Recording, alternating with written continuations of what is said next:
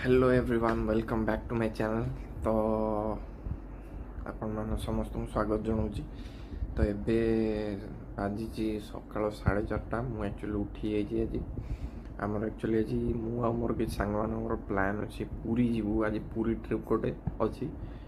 तो मु एक्चुअली पूरी सहित मोर गोटे इनदी आटाचमेंट प्रति वर्ष न गले मत भल लगे बट किसी रिजन जो मु 5-6 वर्ष है जाइनी।